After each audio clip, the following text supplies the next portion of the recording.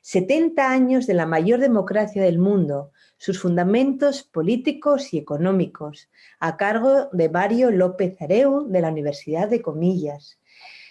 Os cuento que Mario López Areu es doctor en Ciencias Políticas. Su tesis doctoral fue galardonada con un accésit en el Premio Luis Díez del Corral en Historia de las Ideas y Teoría Política del Centro de Estudios Políticos y Constitucionales. Su formación es muy variada porque geográficamente hablando, porque ha sido formado en la London School of Economics y la School of Oriental and African Studies. También ha sido investigador visitante en la Jawaharlal Nehru University de Nueva Delhi y la Nepal School of Social Sciences and Humanities de Katmandú. Sus áreas de especialización son el pensamiento político y la historia de las ideas, especialmente en el ámbito poscolonial y la política comparada, con especial atención a Asia y dentro de ella al subcontinente indio. Tiene muchísimas publicaciones, tanto a nivel nacional como a nivel internacional. Y como lo que queremos es escuchar a Mario, sobre todo, bueno, yo tengo que decir que me interesa, me encanta esta asociación porque aglutina estudios de la India de diferentes disciplinas y áreas, y en estos encuentros pues somos capaces de traducir, ¿no?, nuestros conocimientos y que así podamos ir aportándolos, en mi caso, en los estudios literarios, todo lo que nos vayas a contar de la parte política, económica tan interesante. Entonces, pues bueno, es una gozada, y para no hablar como estoy hablando, que no hago más que hablar, tenéis el currículum de Mario en abierto y sale todo el link de todas las publicaciones, que son muchísimas. Hay un trabajo detrás brutal y hoy nos va a presentar parte de ese trabajo. Muchas gracias por compartir, Mario. Muchas The gracias, floor is yours. Muchas gracias. Voy a ver si compartir la pantalla para daros la presentación. A ver si...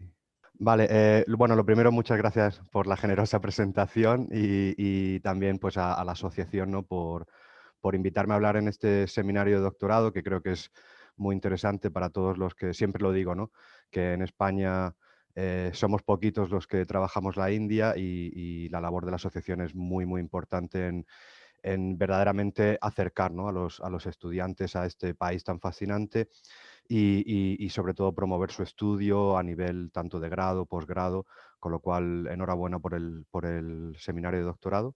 Y bueno, yo he estado en la última sesión al final, me ha dado un poco de pena porque podría haber hecho la presentación en inglés, pero bueno, entiendo que si hay algún compañero desde la India, esta presentación le va a resultar un poquito a lo mejor superficial, ¿no?, porque es un poco una tarea titánica intentar resumir en un poquito menos de una hora todo los principios políticos y económicos de la India, ¿no? Entonces, aunque podría haberlo hecho en inglés, pero bueno, creo que tampoco se pierden nada que ellos no conozcan, ¿no?, por haber estado allí.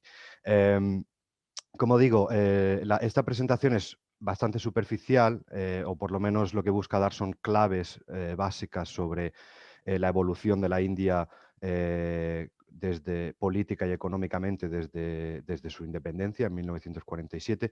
He titulado la presentación 70 años de la mayor democracia del mundo. Verdaderamente son 71, porque la Constitución india se aprueba en el 50, pero bueno, para redondear un poco la efeméride que celebramos el año pasado, pues así queda un poquito más atractivo, ¿no? Y obviamente mayor democracia del mundo, porque todos sabemos que la India es la mayor democracia del mundo en tamaño, ¿no? Y bueno, como digo, voy a intentar hablaros un poquito de algunos principios básicos de la política y de la economía india, e intentaré dejar un tiempo al final para si hay alguna pregunta o algún comentario, pues muy bienvenido. Incluso si a mitad de camino alguien quiere preguntar algo, pues yo encantado, porque ya digo, es un tema muy amplio y es difícil de resumir, ¿no?, en ese sentido. Bueno, para empezar, quiero hablar de un principio que yo a mis estudiantes siempre les cuento, ¿no?, que cuando hablamos de las grandes revoluciones democráticas en la historia de las ideas, en la ciencia política, en la teoría política, siempre se habla de dos: la Revolución Americana del 76, de 1776, y la Revolución Francesa de 1789, ¿no? Son las dos grandes revoluciones de la Ilustración, la entrada a la modernidad, etcétera. Y yo siempre digo a mis estudiantes que no solo a esas dos revoluciones, hay una tercera gran revolución democrática, que es la Revolución India de 1947. Es decir, la India es el país que no es solo la mayor democracia del mundo, no solo que es una democracia que se ha mantenido democracia desde su fundación hasta hoy. Hay que pensar que la India es una democracia más antigua, por ejemplo, que España. Por poner un ejemplo, ¿no? Y eso es bueno que lo tengamos en cuenta porque a menudo entendemos la centralidad de Occidente como que solo Occidente puede enseñar al resto del mundo acerca de lo que es la modernidad política, lo que significa la democracia, lo que significan los derechos humanos. Es decir, somos un poco, ¿no? El Pepito Grillo, que, por ponerlo de alguna manera, del pensamiento político. Somos los que educamos al resto del mundo. Y eso no es siempre cierto, porque la revolución india o el movimiento por la independencia de la India es un movimiento modélico en muchos sentidos, desde el que nosotros en Occidente también podemos aprender. Y por eso yo hablo de la revolución india como la tercera gran revolución, porque es la primera revolución democrática en un mundo postcolonial, es decir, en Asia y en África, y representa un modelo a seguir para otros países de estas regiones, ¿no? Y fuera de lo que es el mundo occidental, donde la Revolución Americana y Francesa eran un poco el centro de atención. ¿Por qué digo que la Revolución Francesa India o el movimiento nacionalista indio es tan importante? Hay unos elementos clave a tener principalmente. El primero, obviamente, es que el movimiento nacionalista indio es un movimiento eminentemente pacífico. Es decir, la India alcanza su independencia en el 47 a través de un movimiento que utiliza la palabra y el argumento en lugar de las armas para conseguir la independencia del país. Y esto es un elemento a tener en cuenta y muy modélico.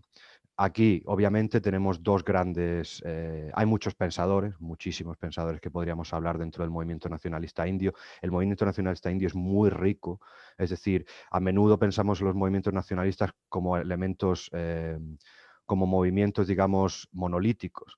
El movimiento nacionalista indio se caracteriza por ser un movimiento muy plural, en el que tenemos voces que vienen desde la tradición hindú, voces desde el pensamiento musulmán, voces desde los movimientos de casta baja, voces desde el secularismo. Es decir, no es un movimiento que tenga una sola ideología, sino que son muchas ideologías en diálogo entre ellas para desarrollar el nuevo país, ¿no? Y dentro de este movimiento, como digo, hay muchos diferentes partidos o diferentes grupos que participan en el mismo, pero obviamente hay que destacar el Congreso Nacional Indio, ¿no? El Congreso Nacional Indio que se funda en 1885 como un vehículo de movilización, de diálogo con el gobierno británico para avanzar en el desarrollo de las libertades de los indios dentro del Imperio Británico y más adelante ya evoluciona en un movimiento nacionalista a favor de la independencia de la India, ¿no? Entonces el Congreso Nacional es un movimiento muy diverso, muy amplio, un movimiento que engloba tanto a hindúes como a musulmanes, como a cristianos, indios y no indios, castas bajas y castas altas, aunque el Congreso Nacional típicamente estaba dominado por las castas altas, pero es un movimiento muy plural, como digo, es decir, no se puede hablar del movimiento nacionalista indio como un movimiento monolítico. La segunda gran figura, obviamente, a tener en cuenta es Mahatma Gandhi, que tuvimos el año pasado o el anterior, ya no recuerdo, la oportunidad de explorarlo en el Congreso Internacional de la Asociación. Gandhi es una figura fundamental, se le ha romantizado un poquito ¿no? Su figura y en los últimos años ha habido una mayor crítica o una óptica más crítica acerca de la figura de Gandhi, pero indudablemente Gandhi es crucial. ¿Por qué Gandhi es crucial? Porque Gandhi es la persona o el personaje que cuando vuelve a la India en 1915, lo que hace él es, digamos, transformar el movimiento nacionalista indio. Lo transforma porque el movimiento nacionalista indio, el Congreso Nacional Indio, hasta ese momento era un movimiento, digamos, anticolonialista, es decir, querían la salida de los británicos, pero no podemos hablar que fuese un movimiento nacionalista, porque el Congreso no había propuesto una visión para la India. Es decir, sabían que estaban en contra de la presencia de los británicos, pero no habían propuesto una visión de qué sería o cómo sería una India independiente. Y Gandhi hace esto en su famosa obra Hind Swaraj, en la que él propone, por primera vez, es una visión de cómo sería una India independiente. Y Gandhi además transforma el movimiento del Congreso, que era un movimiento principalmente elitista, anglófono, cuya principal interlocución eran los británicos, con los que intentaba negociar una mayor libertad para la India, una mayor representación india en el poder colonial. Y Gandhi cambia eso. ¿Por qué? Porque Gandhi lo que hace es empieza a hablar en vernáculo. Es decir, Gandhi empieza a utilizar conceptos que son indios, ¿no? El concepto de Swaraj, el concepto de Swadeshi, el concepto de Satyagraha, son todos conceptos que no son en inglés, sino que son conceptos que están en las lenguas vernáculas indias, que además él lo que hace es rellenarlas de contenido político. Y al utilizar ese lenguaje vernáculo incorpora a las masas que son principalmente, mayoritariamente no anglófonas, al movimiento nacionalista. Y es cuando verdaderamente con la llegada de Gandhi, cuando el movimiento nacionalista indio se vuelve un movimiento de masas, que es obviamente crucial para para presionar más, para tensionar más la situación de cara a la independencia de la India, ¿no?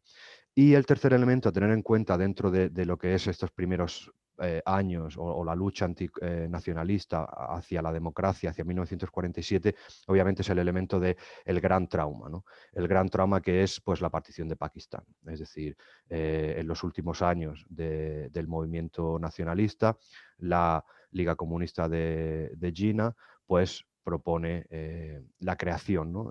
Con el miedo a que, de que la India se convierta en un país de mayoría hindú y por tanto los musulmanes se vean dominados por esa mayoría hindú, propone la creación de lo que él llama una casa para los musulmanes indios.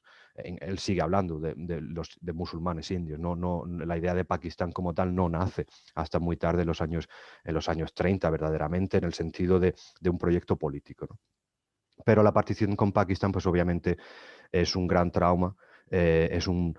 Pakistán es visto como la antítesis, en cierta manera, al proyecto inclusivo que el Congreso Nacional Indio proponía, que Gandhi proponía, un país, que la India tenía que ser un país secular, inclusivo, en el que tanto el ser indio no era ser hindú, sino ser indio era el respeto a la diversidad del propio país, ¿no? Lo que se llamaba la unidad en la diversidad, y el fracaso, digamos, de la creación de Pakistán para el movimiento nacionalista indio es muy importante, y obviamente las subsiguientes guerras, la polarización entre Pakistán y la India, pues ha hecho mucho daño, ¿no? En términos, por ejemplo, del comunalismo, que conocemos bien, etcétera, ¿no? Y también el auge, por ejemplo, del nacionalismo hinduista, y obviamente el asesinato de Gandhi, pues es visto, ¿no? como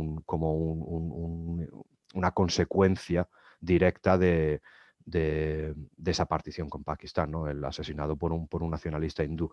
Entonces, un poco para empezar, digamos, no hay que comprender cuál es el origen de la nación india, políticamente hablando, y ese origen es un origen basado en la pluralidad de opiniones, en un carácter muy democrático, de diálogo dentro del gran movimiento nacionalista indio, un diálogo que es tolerante, que es pacífico, que es contrario a la violencia, y todo eso es muy importante para comprender los fundamentos básicos del carácter, digamos, político de la India como Estado-nación, ¿no?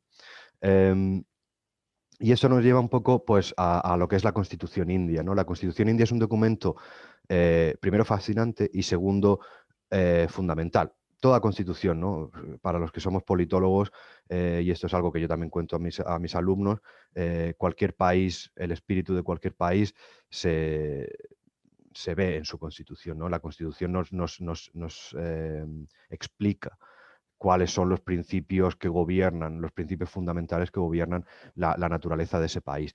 Y entonces, pues mirar la Constitución india es importante. La Constitución india es la Constitución, la Constitución más larga del mundo para un Estado-nación. La Constitución más larga del mundo en realidad es la Constitución del Estado de Alabama, en Estados Unidos, pero no la contamos aquí porque no es un Estado-nación. La Constitución india es el Estado, es la Constitución más larga, y es la más larga porque un país con muchos desafíos pues tiene que tener un documento que intente, ¿no? Digamos, hacer frente a todos esos desafíos. La Constitución india se comienza a escribir en 1947, se crea una asamblea constituyente en la India y tarda del 47 al 49 esa asamblea trabaja en la redacción de la Constitución y el 26 de enero de 1950 se aprueba, ¿no? Entra en vigor esa Constitución. Si miramos a los principales arquitectos, tenemos por un lado a Jawaharlal Nehru como primer ministro y por otro lado a Bhimrao Ramji Ambedkar como el presidente del comité redactor y además ministro de Justicia en el gobierno de Nehru, ¿no?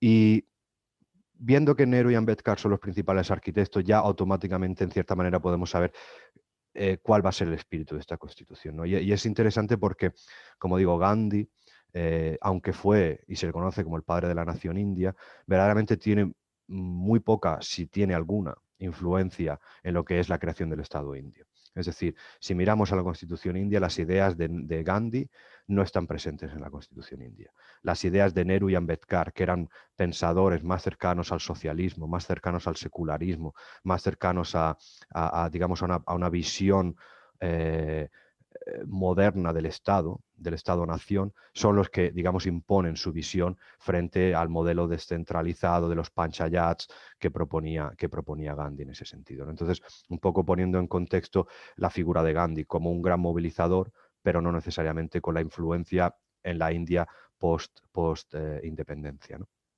Si miramos el preámbulo de la Constitución, pues tenemos, ¿no?, como en muchas otras constituciones, la definición, digamos, de qué es la India, ¿no? Y la India se define como una república soberana, secular y democrática, con el objetivo de garantizar para todos sus ciudadanos justicia, libertad, igualdad y fraternidad.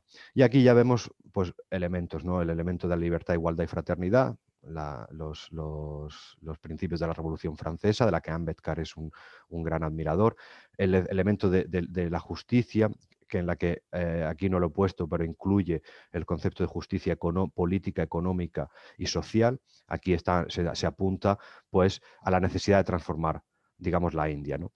Y esto es importante porque la Constitución india lo que hace, digamos, es otorgar un rol progresista a la ley y al Estado. Y esto es una visión muy nehruviana y muy ambedkariana de la función de la ley como motor de transformación de la sociedad. Es decir, Ambedkar sabemos que era un Dalit y era un líder del movimiento Dalit en la India por los derechos de los Dalits. Nehru era un gran admirador del fabianismo británico, era un admirador de la Unión Soviética, aunque siempre criticó que no fuese una democracia, pero un admirador de las transformaciones sociales que la Unión Soviética había conseguido en sus primeros años.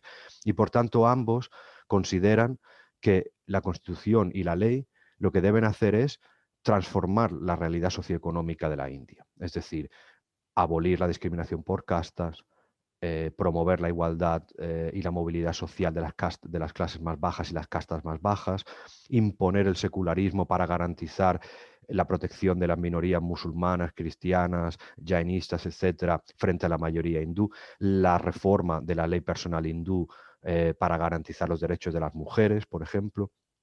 Es decir, ellos ven que el Estado tiene que ser activo. Es decir, no es un modelo liberal clásico en el que tenemos unos derechos fundamentales y el Estado básicamente es garante de nuestras libertades, sino que el Estado activamente para ellos necesita promover la transformación socioeconómica. Es decir, crear leyes para mejorar a la sociedad, porque la sociedad sin esas leyes no va a cambiar, ¿no? Y eso es uno de los grandes argumentos del gran debate, ¿no?, entre Ambedkar y Gandhi. Gandhi decía que, bueno, si las personas aprenden, si las personas por sí mismas descubren la verdad, ellos van a mejorar como personas, ¿no? Y van a dejar de discriminar a los Dalits, van a dejar de hacer las cosas malas en la vida, ¿no? Ambedkar decía, eso no es verdad. Para que esas personas dejen de hacer esto, necesitamos que la ley les prohíba poder hacer esto, ¿no? Entonces, en la Constitución india es un documento que busca la transformación social. Y aquí pues es un elemento importante y vemos algunos elementos, ¿no? Por ejemplo, la Constitución india construye el primer marco legislativo para los derechos de las minorías. Es decir, la India es el país 20 años antes de que Estados Unidos comience su movimiento por los derechos civiles. La India introduce la discriminación positiva. Es decir, empieza a garantizar cuotas para los grupos discriminados, para su acceso a la educación, su acceso a la función pública. ¿Para qué? Para, digamos, el Estado activa, transforma la sociedad, ¿no? Otorgando esta discriminación positiva. Por tanto, aquí vemos un movimiento pionero en la India, porque Estados Unidos, la gran democracia, esto lo hace 20 años más tarde, ¿no? Entonces ahí vemos ese movimiento. Segundo, vemos el secularismo consensual. El secularismo indio no es el mismo secularismo que tenemos o que se concibió en el secularismo occidental, en el pensamiento occidental, que es el Estado es neutro o el Estado activamente es neutro en la esfera pública, es decir, la esfera pública no tiene religión, la separación entre Estado y religión. En la India el secularismo es consensual, es decir, se permite a las personas, es decir, el Estado no toma partido por ninguna religión, pero considera que la religión tiene una función pública, ¿no? Y entonces es un secularismo en el que todos los diferentes grupos religiosos tienen que aprender a convivir en el espacio público. Mientras que aquí en el pensamiento occidental, Francia, hemos visto los debates alrededor del hijab y los símbolos religiosos en los espacios públicos. Aquí prohibimos o en cierta manera queremos que el espacio público esté libre de símbolos religiosos, ¿no? En la India se acepta que los símbolos religiosos van a estar en el espacio público y lo que se busca es cómo hacemos que todos esos símbolos religiosos y todas esas prácticas religiosas convivan de manera pacífica en el espacio público. Es decir, es una versión diferente de lo que sería el concepto de secularismo, una concepción muy, muy india en ese sentido, ¿no? De la unidad en la diversidad de nuevo, ¿no? Esta idea de que la democracia india es una democracia que lo que busca es el consenso, el que todo el mundo pueda vivir juntos, porque la diversidad es tan grande que si no viven juntos, la India desaparecería, ¿no? Y Nehru hablaba de la India o será una democracia o no será. Es decir, la India desaparecería si no fuese capaz de incorporar a todas estas personas, a toda esta diversidad dentro de la participación social, ¿no? Y por último tenemos pues, la reforma de las prácticas sociales de la mayoría hindú, que como he mencionado, pues, es la mayoría, es lo fundamental, ¿no? Que la mayoría acepte a las minorías y la nueva visión del Estado. Aquí tenemos una foto del proceso constituyente, de la Asamblea Constituyente. Y luego, una vez que hemos visto lo que es el documento fundacional de la India, ¿no? que presenta esta idea de una democracia consensual, ¿no? Una democracia no mayoritaria, sino consensual en el sentido de que es una democracia en la que se hace un esfuerzo porque todas las personas, mayoría o minoría, se sientan partícipes de la realidad social y puedan participar de la vida social, ¿no? En esa concepción del secularismo que hemos visto, etc. Y esto nos lleva un poco a la evolución del sistema político, ¿no? La primera lo podemos dividir en tres grandes periodos, entre 1950 y 1970. Tenemos lo que se llamó con el consenso nehruviano, ¿no? Nehru, arquitecto de la Constitución junto con Ambedkar, gobierna la India hasta 1964, que muere. Y este periodo se caracteriza por una cosa, que es lo que llamamos el consenso nehruviano, es decir, el optimismo constitucional. La Constitución de la India, esta Constitución que hemos aprobado en el año 50, va a transformar la sociedad, ¿no? Todo lo que hemos mencionado anteriormente. La Constitución es un motor de transformación y de aniquilación, utilizando el término de Ambedkar, ¿no? de la discriminación por casta, de las injusticias sociales, del comunalismo, de las tensiones religiosas, todo, ¿no? Que la Constitución pueda hacer eso. Y Y son los primeros años de, obviamente, no solo tenemos una constitución, sino que ahora hay que desarrollar las instituciones del Estado. Y ahí el consenso nehruviano es muy importante. ¿Por qué? Porque hay una dominación absoluta del Partido del Congreso, ¿no? Lo que el Congreso Nacional Indio se transforma en el Partido del Congreso, es el partido que alcanzó la independencia para el país y, por tanto, es un partido omnipresente en lo que es en el sistema político indio. No hay nadie que le pueda verdaderamente hacer frente entre el 51 y el 77. Y esto permite a Nehru, como su líder, verdaderamente no tener ningún tipo de oposición política. Y una persona que era era un profundo demócrata, y eso es un elemento clave. Es decir, Nehru podría haberse convertido perfectamente en un líder autoritario. Lo hemos visto en otros países, ¿no? Zimbabue con Mugabe, en Pakistán los golpes de Estado que hubo de los diferentes generales, en China con Mao, etcétera, ¿no?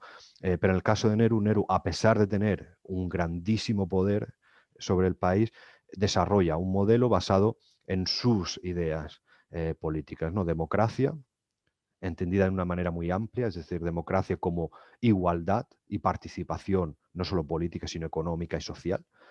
El secularismo como forma de integración de las minorías dentro del Estado.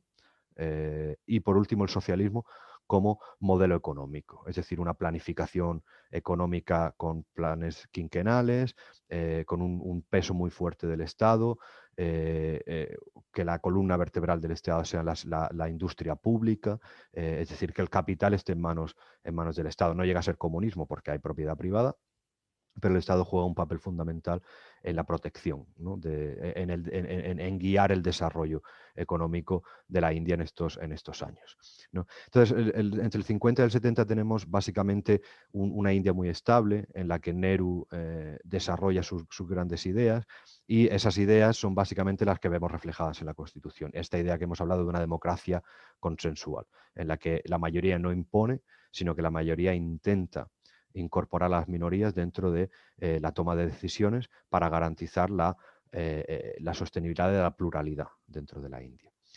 Luego, con la muerte de Nehru, hay un tiempo de cambio. Luego, obviamente, llega la segunda gran líder en la India, que fue Indira Gandhi. Indira Gandhi, a diferencia de su padre, tenía una tendencia más autoritaria, ¿no? Como vimos con el periodo de emergencia. Y entonces, entre los 70 y los 90 vemos un cierto cambio, ¿no?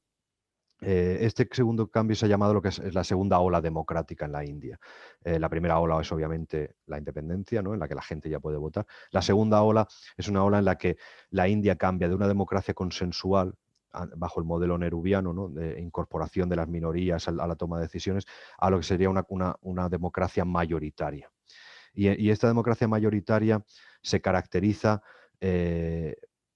más que caracterizarse, es decir, como con la muerte de Nehru, eh, se rompe la dominación absoluta del Partido del Congreso y empiezan a emerger en la India principalmente los movimientos regionalistas, ¿no? Y entonces se crea esta nueva idea de que la sociedad india es múltiple, es esencialmente plural, eso ya se sabía, ¿no?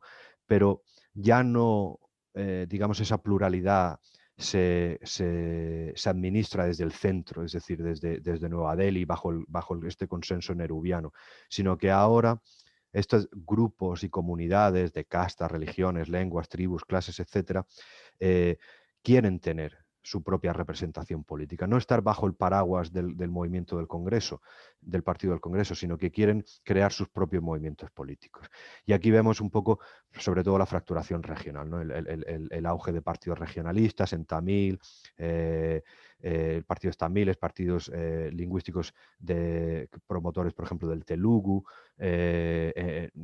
Shiv Sena, por ejemplo, en Maharashtra, ¿no? Es decir, partidos con identidades regionalistas que dicen, sí, nosotros nos hemos sentido cómodos dentro de este modelo inclusivo, secular, democrático, pero ahora nosotros queremos no estar bajo el paraguas del Partido del Congreso, sino tener nuestras propias representaciones. Y esto fragmenta mucho el movimiento, digamos, la fuerza del Congreso. La fragmenta porque nuevas opciones políticas aparecen y los diferentes grupos sociales, los diferentes colectivos, los Dalits, los musulmanes, los hablantes de lenguas regionales, el Kannada, el telugu, el tamil, el marathi, buscan partidos que a nivel regional les representen.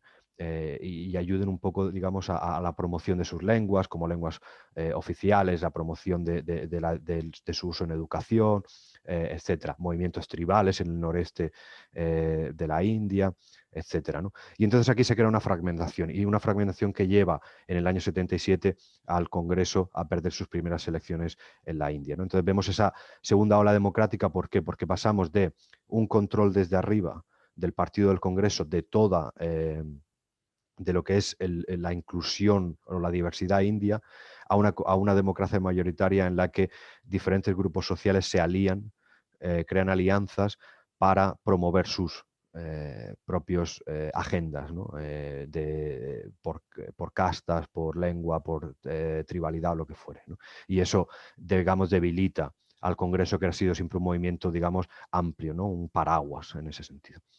Y por tanto en el 77 pues, el Congreso pierde las elecciones y ya abre un poco la puerta pues, a nuevas alianzas, ¿no? Y la pierde con el partido Janata. Y por último llegamos pues, al tercer periodo, que es desde 1990 hasta hoy, en el que en el 90 pues la India, con la caída del muro de Berlín, el fin del comunismo, etcétera, abandona la idea de una economía de corte socialista, es decir, un país cerrado a la inversión extranjera, muy regulado, y Manmohan Singh, cuando era ministro de Finanzas en el gobierno de Rao, pues presenta unos presupuestos que lo que hacen es abrir la economía india, es decir, liberalizar la economía india. No absolutamente, la India todavía tiene unos niveles muy altos de protección. Cualquiera que haya estado viviendo en la India sabrá que si ganas algo de dinero en la India y quieres sacarlo de allí, es muy complicado, ¿no? Todavía existen ese tipo de controles económicos, pero existe una primera liberalización de la economía. Y eso pone fin al consenso nehruviano, ¿no? Es decir, el socialismo ya no es un elemento clave, la democracia, el Estado ya no es un Estado que sea, digamos, activo en la promoción de la justicia social, sino que ahora se entiende un poco desde el punto de vista neoliberal de que cada individuo, pues la movilidad social se basa en el esfuerzo individual, ¿no? Sin necesidad de ayudas por parte del Estado. Esto es la filosofía que se crea, ¿no? No necesariamente que sea la realidad la India. Pero se crea esa pues, liberalización, ¿no?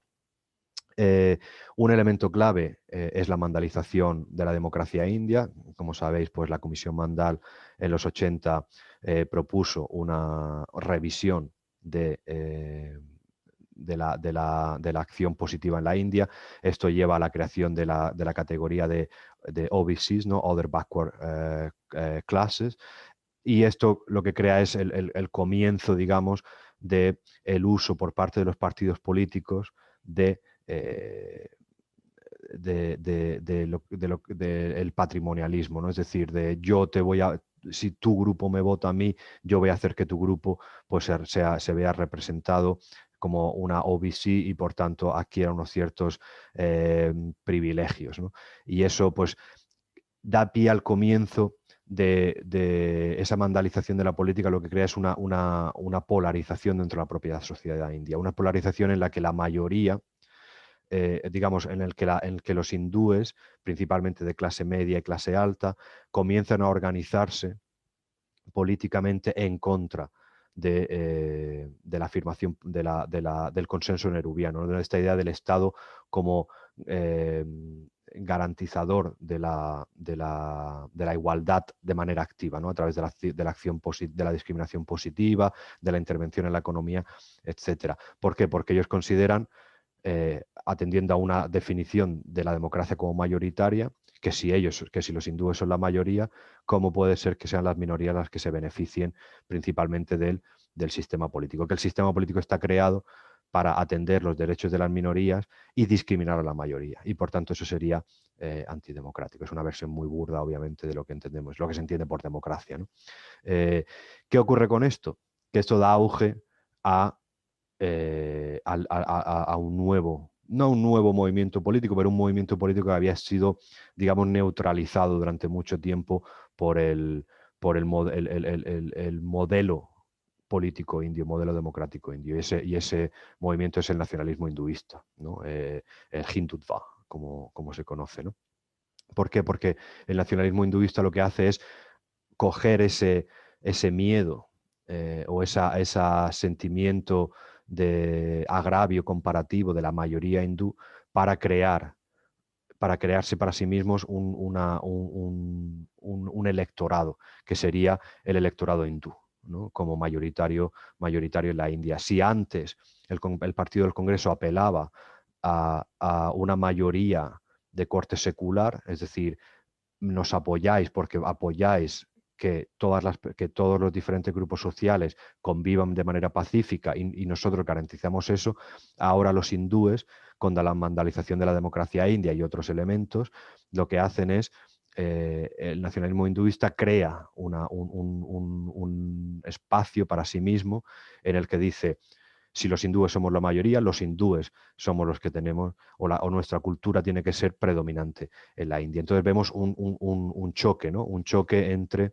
una concepción de la India inclusiva, secular, que es la que parte de la Constitución india, del movimiento del Congreso, con Nehru, con Ambedkar, incluso Gandhi, y por otro lado un modelo de democracia mayoritaria, que es el que presenta el Congreso, el movimiento Hindutva, ¿no?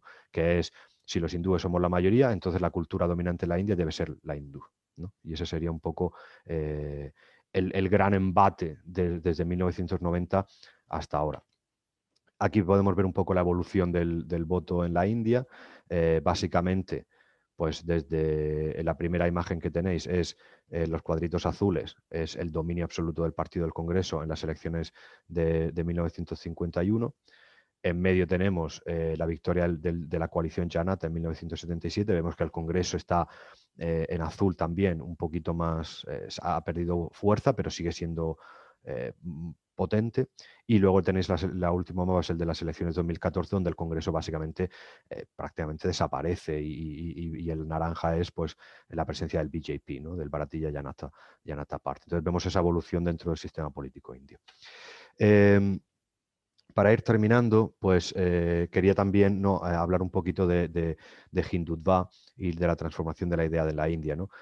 Todos creo conocemos un poco, ¿no? la idea de Hindutva, ¿no? Es una ideología política contraria a la visión de la sociedad india como plural y multicultural, ¿no? El Hindutva lo que establece es que la India equivale a una nación hindú, es decir, que lo que caracteriza a la India es el hinduismo, es decir, que el Islam y el cristianismo son religiones importadas de fuera, que vinieron a través de una invasión, primero musulmana y después cristiana por parte de los británicos, y que la verdadera religión india es la religión, partiendo, digamos, del brahmanismo original, ¿no? Pues hinduismo, pero también budismo, jainismo, etcétera, ¿no? Y, por tanto, si la India es una nación hindú, pues la cultura, religión y herencia hindú deben tener primacía en la organización social y política del Estado, ¿no? Hindutva no es solo un movimiento político, es un movimiento social. Dentro de la Sangh Parivar, ¿no? La familia de asociaciones, tenemos pues, los dos grandes ejes, la Rastriya Swayamsevak Sangh, la RSS, ¿no? Que se la conoce como un movimiento sociocultural que busca transformar la percepción de la sociedad india sobre su propio Estado. Y esto es un elemento muy importante, ¿no? Porque es un poco una lucha ideológica, es decir, es cómo podemos cambiar la visión que los propios indios tienen de su país. Es decir, durante mucho tiempo esa visión de la India como una comunidad en la diversidad, de que la India es un país secular, de que la India no se puede entender sin ser un país en el que todos tengan cabida, de una manera que la tolerancia hacia las otras comunidades es muy importante. Esa visión que nace con el movimiento nacionalista y que vive bajo el consenso nehruviano, incluso con la llegada de los partidos regionalistas, esa visión de la India, esa idea de la India que lo llama Sunil Khilnani, existe. lo que la Sangh Parivar ahora intenta hacer es eliminar esa visión como, como la visión de la idea de la India normal para crear una nueva idea de la India, una nueva normalidad, que es que la India es hindú, ¿no? Y eso es un proceso que no es solo de ganar elecciones, sino que se trata que tú tienes que transformar en la forma en la que la gente piensa, ¿no? Eh, Aquí, por ejemplo, en España se ha hablado mucho, ¿no? Vox habla, ¿no? De la batalla ideológica, ¿no? De sacar los valores de izquierdas, del diálogo político, ¿no? De la lucha contra el feminismo, por ejemplo, etcétera. Es decir, el cambio de los valores sociales, ¿no? Un poco la RSS es lo que ellos intentan hacer a su vez, ¿no? Es decir, normalizar un tipo de discurso que anteriormente se consideraba intolerante, ¿no? Y lo que se busca es que ahora sea visto como normal. Dentro de la Sangh Parivar tenemos obviamente el Bharatiya Janata Party, el BJP, que es el brazo político, y luego tienes otras organizaciones, pues el Consejo Mundial del Hinduismo, el Vishva Hindu Parishad, tienes también pues sindicatos como el Bharatiya Kisan Sangh, etc., ¿no? Es decir, no se puede pensar a Hindutva como solo el BJP. Hindutva es un universo de organizaciones, todas ellas coordinadas de cierta manera para hacer una transformación cultural, social y política de la India, ¿no? ¿Por qué nace o por qué hay un auge del movimiento nacionalista? El nacionalismo hinduista existe, ¿no? Desde antes de la independencia, ¿no? Con Savarkar y la Hindu Mahasabha, pero nunca consiguió un gran apoyo por la fuerza de esta visión del Congreso de una India inclusiva. Obviamente el asesinato de Gandhi por parte de Nathuram Godse, que era militante de la Hindu Mahasabha, tampoco ayuda, y por tanto este movimiento, digamos, se mantuvo a un nivel muy bajo de apoyo social durante mucho tiempo, hasta pues finales de los 80, principios de los 90, con lo que hemos hablado, la mandalización de la política india, con la campaña pro templo de Ram en Ayodhya entre el 90 y el 92, con la famosa yatra que iba alrededor del país buscando apoyos, ¿no? Y aquí vemos un poco esa equivalencia, ¿no? El dios Ram como representante de la India, ¿no? El representante del Dharma, y por tanto como tal es una figura venerada por la sociedad india, y por tanto cómo se puede estar en contra del dios Ram, ¿no? Y de construirle un templo. Eso es una manera muy cultural en la que la Sangh Parivar ha conseguido desarrollar digamos, normalizar su discurso discriminatorio, básicamente, y de un nacionalismo excluyente con las minorías del país, ¿no? Y por último, obviamente, tenemos el efecto Modi. Eh, Hoy en día el BJP es fuerte, pero es mucho más fuerte por Modi, por la presencia de Narendra Modi, un líder populista, pero un líder muy carismático y que tiene mucho apoyo en la India, como todos sabemos. Entonces la llegada de Modi verdaderamente transforma un partido que ya había gobernado con Vajpayee, pero solo durante un periodo corto. El Congreso volvió con Modi, el BJP se ha convertido en un partido, digamos, dominante como lo fue el Congreso anteriormente, ¿no? Y aquí, pues la gran pregunta, ¿no? La gran duda, un elemento para el debate, digamos, sería eh, ¿el Hindutva es compatible con la democracia india? Es decir, verdaderamente ya se está hablando, ¿no? Desde hace varios meses bueno, varios años ya, incluso eh, varios grupos de investigación que evalúan la calidad democrática de estados, y en Dinamarca hay un grupo importante que ya tilda a la India como ya no como una democracia plena, sino como una democracia de corte autoritario. Y entonces eso que hablaba de Nehru, de o la India será una democracia o no será, pues es un elemento importante. Es decir, ¿puede la India permitirse la discriminación de las minorías o una percepción de, de la India en la que la cultura hindú sea mayoritaria a costa de las minorías, ¿no? Eso es un elemento importante de debate.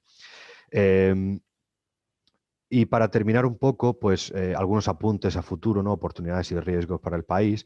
La primera es obviamente la India económicamente ha pasado de una planificación económica bajo el modelo socialista de Nehru a una liberalización de la economía. Esto ha sido positivo de cara, digamos, al crecimiento del Producto Interior Bruto. La India pasó de alrededor de un 3%, que para un país en vías de desarrollo y con una población tan grande es un nivel muy bajo, no verdaderamente ayuda a sacar a gente de la pobreza, a unos niveles del 7-8% en los 90-2000, que son unos niveles ya más aceptables, y por eso la India se le considera ahora mismo una potencia emergente.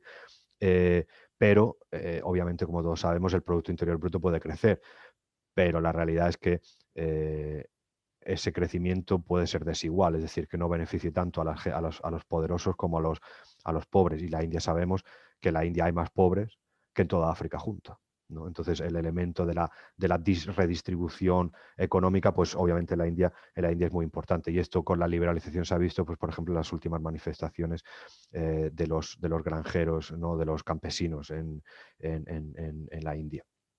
Hay que mencionar también para la India un elemento muy fuerte ha sido la importancia de la diáspora india, ¿no? Eh, hemos tenido el CEO de Microsoft, el CEO de Pepsi, el CEO de Google, la actual economista jefe del Banco Mundial, son todos indios, ¿no? La India se ha posicionado muy bien, en cierta manera, con gente de mucho poder, y la diáspora india en general en Estados Unidos, en Reino Unido, son muy fuertes, ¿no? Y eso ayuda, digamos, al avance de la percepción de la India como una potencia emergente. A futuro, riesgos. Principalmente hay un riesgo importante con la relación con China, como estos dos grandes gigantes asiáticos, que recordemos tienen ambos armas nucleares. ¿Cuál va a ser su relación a futuro? Según ambos crecen económicamente y sus esferas de influencia se amplían, pues inevitablemente hay solapamientos, ¿no? Y hemos visto, pues, las tensiones del Doklam en 2017, las tensiones en la LOC en Cachemira del verano pasado, en la que hubo muertos en las confrontaciones entre ambos ejércitos, las incursiones de China en el Océano Índico. La relación China-India es clave, tanto para el futuro de Asia como para la proyección tanto de la India como de China, ¿no? Y para la India en particular, ¿no? Para nuestra asociación en ese sentido. Y aquí vemos, pues, el auge de la importancia de, según China crece, pues la India se alinea, ¿no? Con lo que se ha llamado el Quad democrático: Japón, Australia, Estados Unidos y la India, las cuatro grandes democracias de lo que se llama el Indo-Pacífico, ¿no? Pues se unen para, en cierta manera, hacer frente al unilateralismo chino, ¿no? Y hemos visto, por ejemplo, en las últimas semanas se ha hablado mucho, ¿no? De la diplomacia de las vacunas, por ejemplo, ¿no? Que la India está produciendo vacunas con dinero japonés para exportarlas a la región y hacer frente, pues, a esa diplomacia de las vacunas china también, ¿no? Es un poco esa idea. Y esto todo nos lleva, pues, un poco a hablar de lo que se llama el poder blando, ¿no? El soft power, la marca India, ¿no? Igual que tenemos la marca España, pues la marca India, ¿no? India, pues bajo Modi, ha sido muy inteligente en el desarrollo de la marca India, ¿no? Pues por un lado la importancia de las empresas indias, por otro lado cosas como el Día Internacional del Yoga, la diplomacia de las vacunas, etcétera. Todo esto lo que ayuda es a presentar a la India como un país emergente, una potencia que puede llegar a ser superpotencia en su momento, etcétera, ¿no? Pero esa marca India pues volvemos un poco, ¿no? A la cuestión que yo creo que ahora mismo es fundamental, ¿no? El deterioro democrático en la India bajo los gobiernos de Modi. Esa marca India se está deteriorando en cierta manera también porque la gente comprende, ¿no?